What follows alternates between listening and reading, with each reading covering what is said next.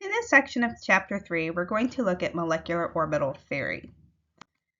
So once again, we're going to be dealing with atomic orbitals. And just like we saw with our hybridization theory, atomic orbitals cannot be used to describe all the molecules that we can make. So once again, we're going to come up with some new theories on how those orbitals are going to interact within our molecules. The way these orbitals are going to interact is going to be based on the type of interference that they have with each other, or the type of overlap that they have with each other. So constructive interference is when we're going to have the overlap of the same phase of orbitals. So remember, each one of our orbitals have specific phases associated with them. And if we have the same phase of an overlap, we're going to call this constructive interference. And we're going to see that it's an additive interaction, meaning the orbitals can become a little bit larger and we can have that electron density in between them. But in molecular orbital theory, we can also have some destructive interference. And this is when we'll see an overlap of opposite phases of our orbitals. And this is really a subtractive interaction and will often generate a node in between our two nuclei instead of an orbital overlap with electron density in between our two nuclei. With our molecular orbitals, we're going to be putting electrons now into molecular orbitals instead of focusing in on the atomic or the hybrid orbitals that we have done previously. Each one of our molecular orbitals is also going to hold two electrons with opposite spins, just like we have seen previously with our hybrid and atomic orbitals.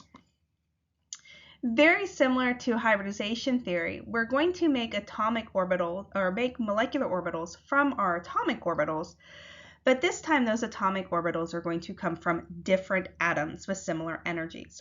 So we're going to take one atomic orbital from one atom, a different atomic orbital from another atom, and we're going to combine them together in this linear combination of atomic orbitals, which you will oftentimes see abbreviated as LCAO, linear combination of our atomic orbitals.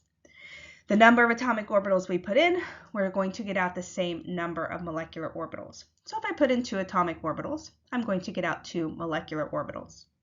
But unlike hybridization theory, these molecular orbitals are going to be different in energy, and we're going to have a variety of different molecular orbitals we can create. One type of molecular orbital is going to be what we call a bonding molecular orbital. Bonding molecular orbitals are going to happen when we have a high electron density in between our two nuclei. So we're going to see that constructive interference between our orbitals. These bonding molecular orbitals are going to be lower in energy than our atomic orbital.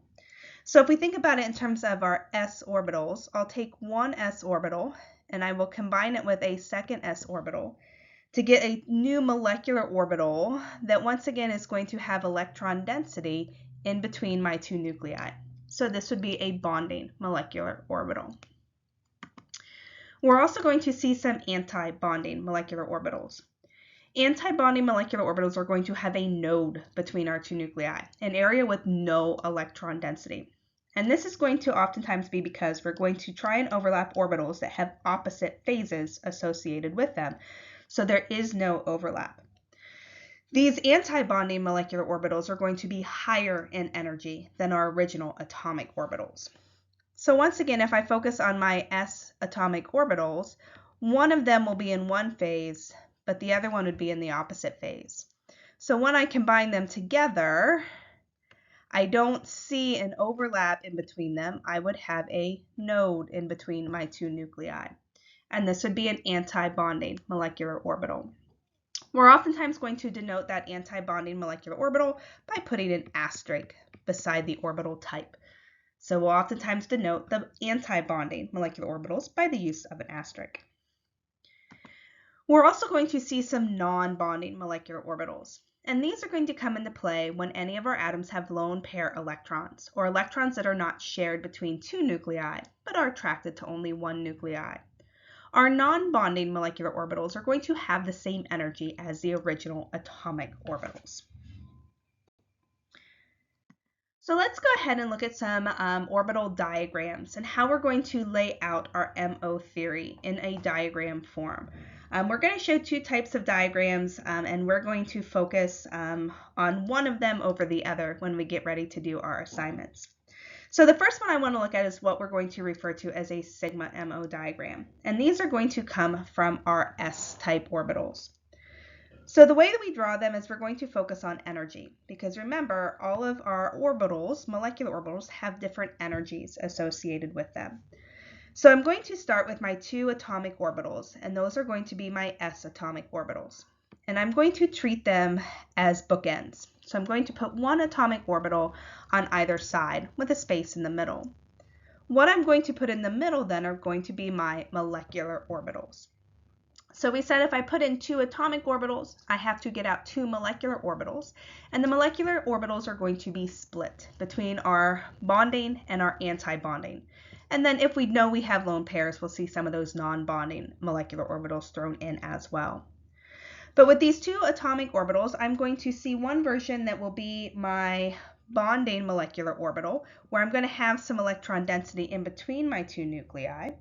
And I'm going to refer to this as a sigma bonding molecular orbital.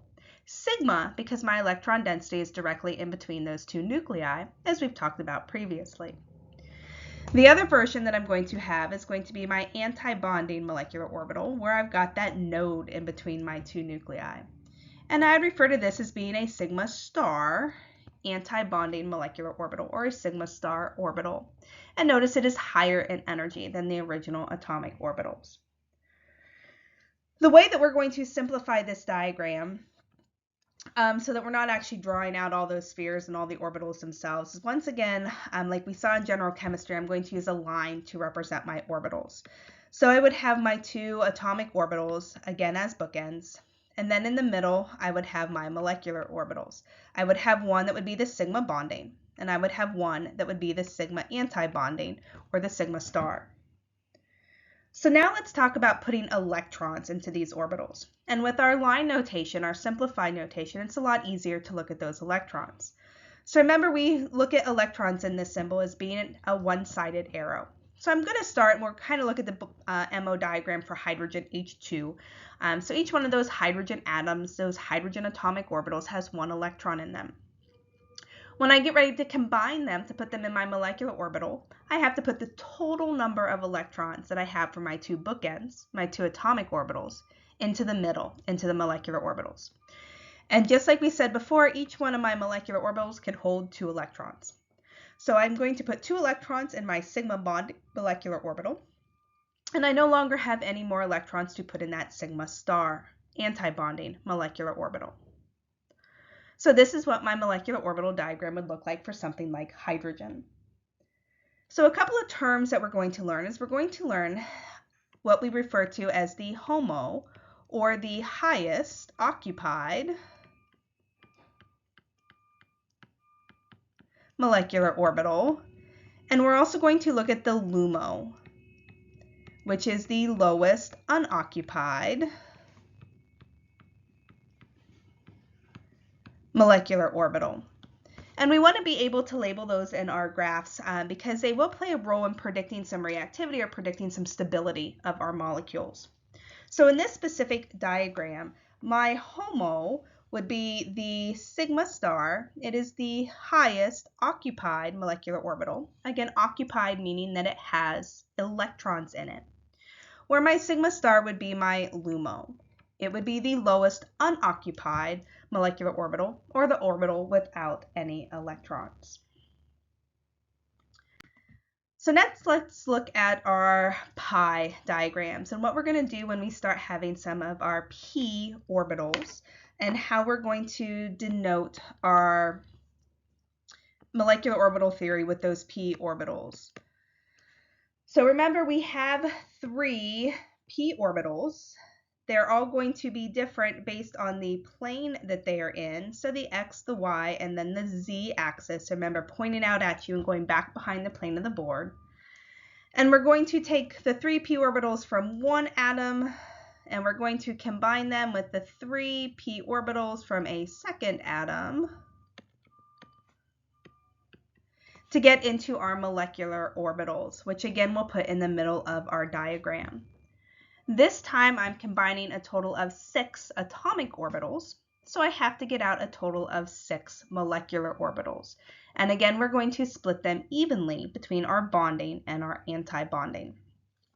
One of our molecular orbitals is going to be a sigma molecular orbital again. So if I combine the two orbitals that are on the x-axis, they will produce that sigma bond that we looked at before, or that sigma interaction, where the electron density would be right in between my two nuclei. The other two are going to produce what we call a pi bond, or a pi molecular orbital, because this is where we will see that electron density being above and below our internuclear axis, or we're going to see it coming out at us and back behind the plane of the board. But we would see those nice overlaps in terms of the phases that we would have. We would have the same phases on the same sides so that they would overlap together. So this second version that I have, both of these would be considered pi molecular orbitals. Again, because our interaction is above and below the internuclear plane. Do notice that the sigma interaction is lower in energy than the pi interaction. So our sigma interaction, or our sigma molecular orbital, is lower in energy than the pi molecular orbitals. But they are still all bonding molecular orbitals and lower in energy than the atomic. So now let's look at our anti-bonding molecular orbitals. And with our anti-bonding molecular orbitals, we're going to see them overlap with different phases. So we actually would not see an overlap. We would once again have that node in between, and we would not see an overlap. And this would be considered our pi anti-bonding, or our pi star. And again, I would have those in the y-axis. I would also have them in the z-axis. And again, I would have my different lobes colored, my different phases trying to come together. So we would have nodes in between them. So these would be our pi star, or pi anti-bonding molecular orbitals. The last one, which would be our highest energy one, would be our sigma anti-bonding molecular orbital. And again, this is where we would try to interact with different phases. So we would have a node. So this would be a sigma star, or a sigma anti-bonding molecular orbital, coming from our p molecular orbitals. So again, we have 3 that are bonding and 3 that are anti-bonding. Notice the pi anti-bonding molecular orbitals are lower in energy than the sigma anti-bonding molecular orbitals. So once again, let's go ahead and simplify our diagram and take it out of drawing all those orbitals. So I'm going to again use my lines to represent my p orbitals. So here are my 2 atomic orbitals. When we combine them, I'm going to have my sigma bonding molecular orbital, my 2 pi bonding molecular orbitals, and those 2 pi's are going to be degenerate in energy, or have the same energy. I will then have my pi anti-bonding molecular orbitals and my sigma anti-bonding molecular orbitals. So again, if we wanted to put some electrons in, so say we are dealing with our carbon. Carbon has 2 electrons in that p subshell. So I have 4 total electrons I can put in my molecular orbitals here in the middle. So I'm going to start with my lowest energy, and I'm going to put 2 electrons in that subshell. I still have 2 more total electrons to put in. So remember, I'm putting in a total of 4 electrons. We have just filled in 2.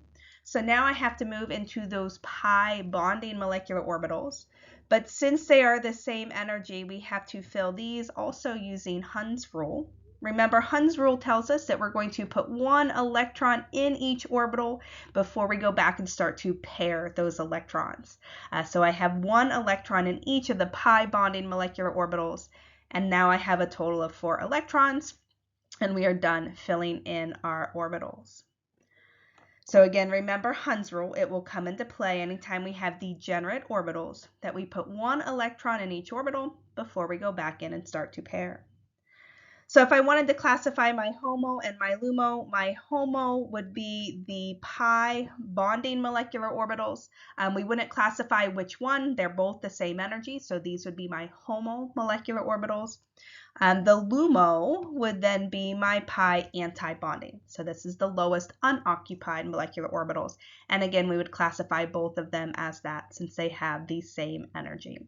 So you want to make sure you can classify or find the highest occupied molecular orbital and the lowest unoccupied molecular orbital as well.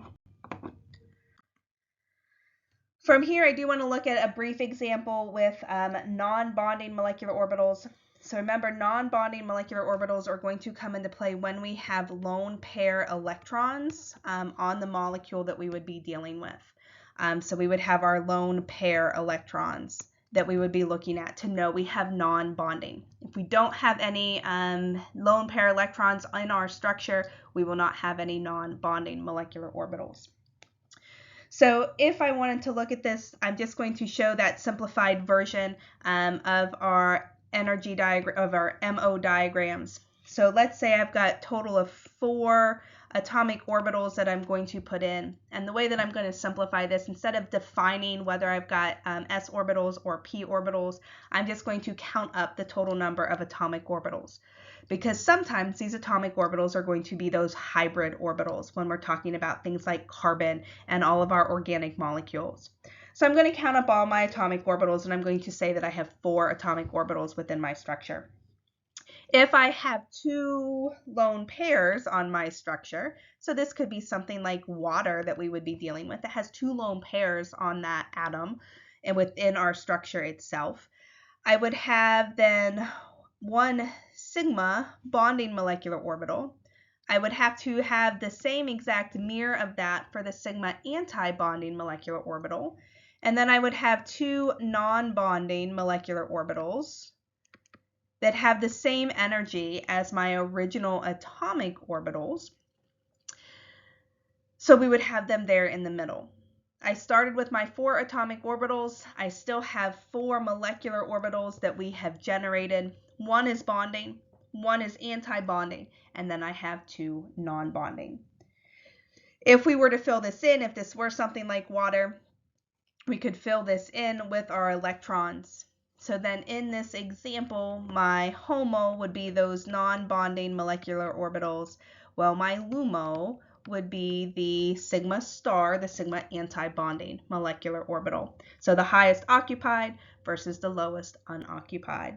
And we're going to look at a whole bunch of examples of this type of molecular orbital theory, as well as some hybridization theory with some actual examples in our next lecture set.